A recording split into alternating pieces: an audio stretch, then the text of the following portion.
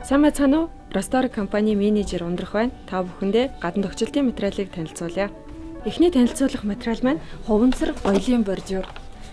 15 см-ийн өндөртэй, 10 см-ийн өндөртэй гэсэн хоёр төрлөөр том жижиг байгаа.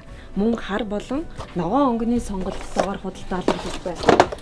Уг бордюр маань цэцэрлэгт хүрээлэн болон цэцэгт мандалд ногоон байгууламжийг явган үний замаас тусгаарлаж өгнө. Бүгдээрээ үзүүлэн дээр үзцгээе.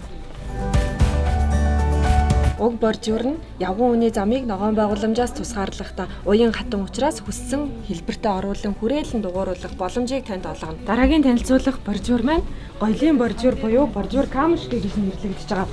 75 см-ийн урттай 3 төрлийн өнгөний сонголттой шаргал, цагаан, бор. Та үүгээр өөрийнхөө амны орон сууцнд болон цэцгийн мандлыг хүссэн хэлбэртээ оруулан гоёлын болгож тогтчуулах боломжтой. Чулуун хэлбэртэй илүү үзэмжтэйгээр та мод бод цөөгөө тойруулан хүрээлэх боломжийг олгоно. За бүгдээрээ дараагийн бордюртай танилццгаая.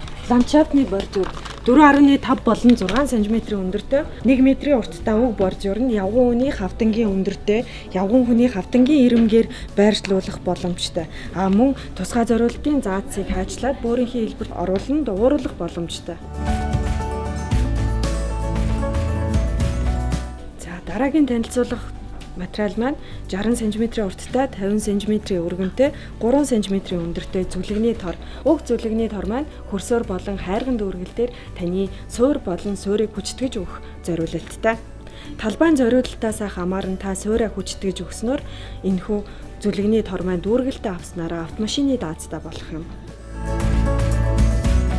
Оросын албаны улсад үйлдвэрлэгдсэн гадна тогтчлтын эдгээр материалуудыг та ашигласнараа гадна тогтчлтондоо өнгө үзэмж нэмэн мөн 5 тухайг мэдрэх болон илүү дэлгэрэнгүй мэдээллийг та дэлгэцэн дээр харагдаж байгаа дугаарт холбогдсон авах боломжтой. Сибирт танигдсан чанар Росторг.